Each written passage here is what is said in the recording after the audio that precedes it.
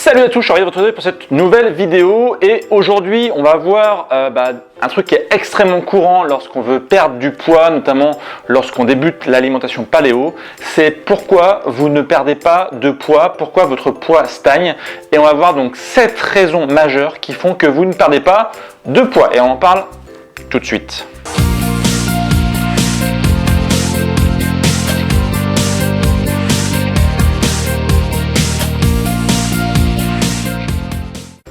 Alors la première raison qui fait que vous ne perdez pas de poids, eh bien c'est tout bêtement de se demander si vous mangez réellement correctement paléo. C'est vrai que lorsqu'on débute l'alimentation paléo, il y a pas mal de choses à savoir. Il y a des règles à respecter, on va dire, même si c'est un modèle. Comme je dis souvent, c'est pas quelque chose de figé, mais il y a des grands principes. Et au début, c'est souvent un petit peu compliqué de changer ses habitudes. Et le fait de passer à des nouvelles habitudes, d'avoir des nouveaux modèles, d'avoir des nouveaux menus, eh bien, c'est pas forcément toujours extrêmement simple. Et c'est vrai qu'on fait parfois des erreurs. Donc, il faut toujours bien se demander, est-ce que j'applique les choses correctement? Donc, demandez-vous si vous mangez suffisamment de légumes, si vous mangez un petit déjeuner qui est suffisamment riche en protéines et en bons lipides, si vous mangez pas trop de dessert, si vous faites attention à prendre un petit peu des encas pour ne pas avoir trop faim le soir, est-ce que vous mangez pas trop le soir aussi? Voilà, on va dire il y a quelques règles fondamentales et souvent malheureusement on ne les applique pas correctement et cette vidéo malheureusement elle sera trop courte pour pouvoir tout expliquer, mais n'hésitez pas à revoir les bases du paléo et à les appliquer correctement. La deuxième raison qui fait que vous ne perdez pas de poids, eh bien, c'est peut-être parce que vous êtes trop stressé. Le stress, c'est un très grand classique. Vous pouvez avoir le stress du quotidien, le stress mental, le stress physique. Le stress, c'est extrêmement problématique lorsqu'on veut perdre du poids. D'ailleurs, il y a beaucoup de personnes qui prennent du poids juste en étant stressées. Le fait est, c'est que vous pourrez manger le plus sainement possible au monde. Si jamais vous êtes stressé, eh bien, ça va déclencher une hormone qui s'appelle le cortisol. Et cette hormone, en fait, elle est assez complexe. Elle permet en fait à votre corps d'avoir plein d'énergie, d'avoir un petit peu cet effet, d'avoir cet effet un petit peu d'énervement qui fait que vous êtes au taquet. À la base, en fait, le cortisol, c'est une hormone qui fait pour nous protéger.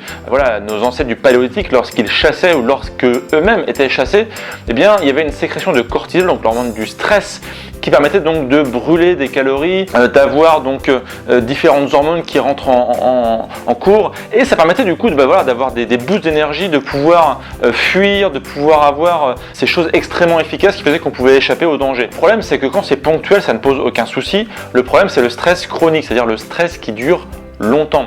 Et dans ces cas-là, ce qui va se passer, c'est que ça va dire en fait à votre corps, on est en situation de danger et tu dois donc stocker des réserves énergétiques et notamment donc sous forme de graisse, puisqu'en fait notre corps stocke les graisses pour pouvoir donc avoir des réserves énergétiques. Et au final, c'est vrai que si jamais vous avez un stress qui est permanent, eh bien vous dites à votre corps de stocker du gras et donc vous aurez beau manger le plus sainement possible au monde, eh bien ça ne marchera pas. Vous allez continuer à prendre du poids ou au mieux stagner. Donc attention au stress, c'est un facteur extrêmement problématique lorsque vous voulez perdre du poids. Le point numéro 3, eh bien j'en ai déjà parlé dans une autre vidéo, c'est une erreur assez courante lorsqu'on débute l'alimentation paléo, ça va être de consommer trop de fruits. Il faut savoir que les fruits, c'est très bon, ça fait partie, on va dire, un peu d'une des bases du modèle paléo, de consommer des fruits régulièrement pour avoir donc tous les micronutriments, etc. Mais le problème, c'est que les fruits, ça reste en fait riche en glucides. Et même s'il y a les fibres des fruits qui permettent donc de ralentir l'absorption des glucides, ce qui fait que les fruits en général ont un indice glycémique qui est relativement bas, eh bien ça reste néanmoins des glucides. Et si vous consommez trop de fruits, vous consommez 4, 5, 6, 7, 8 fruits par jour, eh bien vous incorporez quand même des glucides dans votre corps. Et si vous avez une activité physique qui est, on va dire, faible à modérée, eh bien il se peut que du coup vous absorbiez plus d'énergie que vous en dépensiez. Et dans ces cas-là, il n'y a pas de problème. Si justement il y a un problème, c'est que votre corps va stocker tout ça sous forme de graisse, encore une fois, et vous n'allez pas perdre de poids. Donc attention à la consommation de fruits. On va dire que 2, 3, 4 fruits maximum par jour si vous êtes en mode sport intensif, eh bien c'est déjà très bien. Ne consommez pas trop de fruits pour ne pas stocker trop de gras. Le point numéro 4, eh bien, ça va être tout simplement le fait que si jamais justement vous avez commencé à faire du sport, si jamais vous avez commencé à faire de l'activité physique en mode un peu intense, eh bien du coup vous réveillez vos muscles et vous les construisez encore plus. Autrement dit, en fait, ils vont prendre du poids, ils vont prendre du volume. Et le problème, c'est que quand nos muscles prennent du volume, eh bien ça fait prendre aussi forcément du poids. Le muscle en fait est relativement lourd par rapport à la graisse. Il a une densité qui est plus importante que la graisse. Donc si vous perdez un petit peu de graisse et que vous prenez un petit peu de muscle, et bien en fait, on va dire à volume égal, et bien le muscle sera plus lourd. Donc vous pouvez en fait perdre de la graisse, construire du muscle et avoir du coup un poids qui stagne. Donc attention, ça peut être un faux calcul. Vérifiez bien que vous ne prenez pas du muscle, tout bêtement au niveau de vos bras, au niveau de vos jambes, et ne vous inquiétez pas trop si vous voyez vos muscles se développer.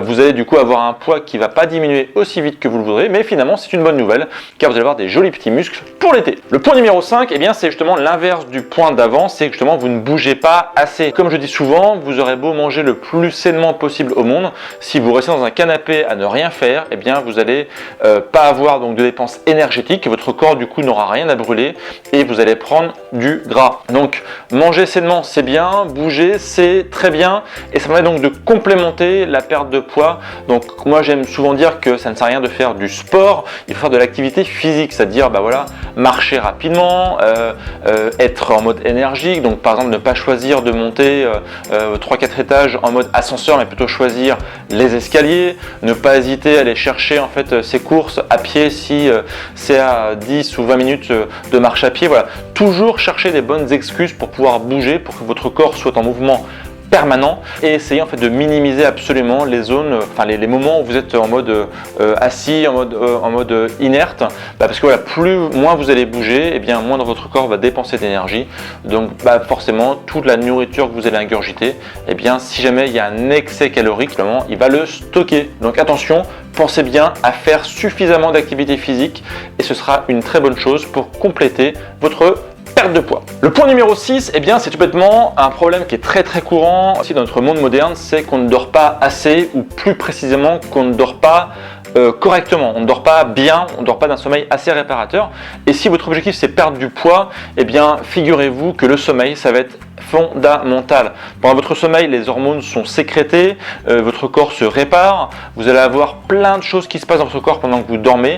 Et si vous avez un sommeil qui est agité, un sommeil qui n'est pas réparateur, un sommeil qui n'est pas efficace, eh bien vous allez avoir en fait des choses qui vont pas fonctionner correctement dans votre corps et ça peut faire l'effet inverse si je voulais de votre fonctionnement normal et donc vous pouvez au final prendre du poids ou pareil stagner à votre niveau actuel. Donc si vous voulez continuer votre perte de poids, si vous êtes sur un plateau, absolument privilégiez un sommeil de qualité.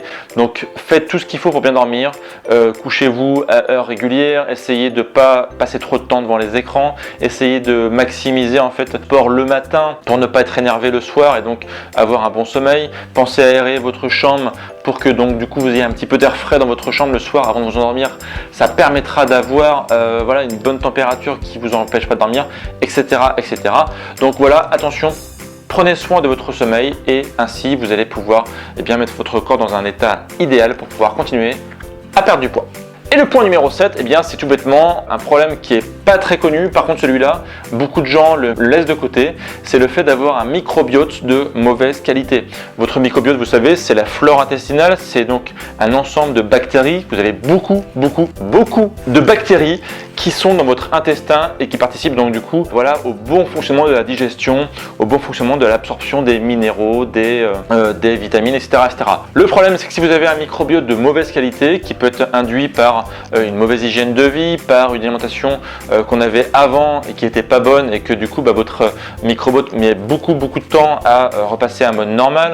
Voilà, il existe plein de raisons pour lesquelles on peut avoir un microbiote de mauvaise qualité et figurez-vous que si vous avez un microbiote de mauvaise qualité, votre digestion va se faire de façon incomplète ou de façon qui va poser problème et ça peut donc avoir un impact considérable sur l'absorption finalement des micronutriments, des glucides, des protéines, des lipides et au final vous pouvez avoir un système qui marche pas bien, votre corps ne marche pas bien et encore une fois un corps qui ne marche pas bien, qui n'est pas en mode optimal, il n'est pas dans les bonnes conditions pour perdre du poids. Encore une fois, il faut absolument mettre tous les voyants au vert pour que vous perdiez du poids. Donc attention, le microbiote c'est à surveiller. Prenez soin de manger suffisamment de légumes, de ne pas manger justement trop sucré parce que si on mange trop de sucre, ça va favoriser des mauvaises bactéries. Voilà, donc là-dessus, il y a beaucoup de choses à dire, c'est un sujet complexe. Et justement, si vous souhaitez en fait aller plus loin, si vous souhaitez continuer à perdre du poids ou au moins revoir toutes les bases fondamentales pour perdre du poids, j'ai créé en fait une formation où je vous explique tout mon savoir, toute ma technique pour perdre du poids correctement en mode paléo. C'est une technique en fait qui permet de perdre au moins 1 kg par semaine et ce qui est important, c'est que c'est une méthode qui permet d'avoir une perte de poids saine, c'est-à-dire que vous allez respecter votre corps, vous allez respecter votre biologie, permettre en fait de remettre tout le système en bon état, justement le microbiote. On va jouer sur tout ce qui va être sommeil, tout ce qui est alimentation, tout ce qui est psychologie. Voilà, on va jouer en fait à tous les niveaux, au niveau des hormones aussi. J'en parlais tout à l'heure, les hormones c'est extrêmement important pour la perte de poids, pour avoir un métabolisme qui marche bien. Donc tout ça en fait on va jouer sur tous les facteurs. C'est la spécificité de ma méthode, c'est que c'est une méthode qui se base donc sur plusieurs facteurs. Et en fait si vous attaquez on va dire le problème de tous les côtés, eh bien vous ne pouvez que perdre du poids. Vous pouvez continuer à avoir une perte de poids qui sera progressive jusqu'à avoir votre poids de forme, avoir ce qu'on appelle l'homéostasie de votre corps, c'est-à-dire avoir un équilibre parfait et du coup atteindre votre poids de forme. Donc c'est une formation qui est en 3 modules. La première module, donc on apprend justement à remettre tout ça comme il faut, avoir un corps qui soit à l'équilibre, qui marche bien et donc qui puisse perdre du poids. Le deuxième module, je vous donne plein de menus, plein de méthodes pour bien manger justement en mode paléo pour perdre du poids. Je vous donne des menus, je vous donne des livres aussi en bonus, des livres pour avoir des idées de petit déjeuner, d'encas, d'apéritifs pour que ça reste convivial. Et puis le troisième module, je donne une technique qui en fait j'appelle la technique de nos ancêtres, qui est une technique qui marche hyper bien, que moi j'applique sur mes élèves en coaching, qui permet de perdre du poids même lorsque tout ce qu'on a essayé avant ne marche pas. C'est une technique en fait, qui revient aux fondamentaux de l'être humain, dans sa façon de fonctionner, dans sa façon de s'alimenter, et c'est extrêmement efficace. Voilà, donc si vous voulez télécharger cette formation, elle est disponible, je vous ai mis ici en haut à droite donc le i comme info pour avoir accès à la formation. Je vous ai mis ici donc en dessous dans la description le lien pour y accéder. N'hésitez pas, c'est une méthode qui est hyper efficace, j'ai des super résultats et ça marche vraiment bien si vous passez à l'action. Voilà, donc moi je vous dis à très bientôt pour de prochaines aventures et d'ici là bien sûr, prenez soin de vous.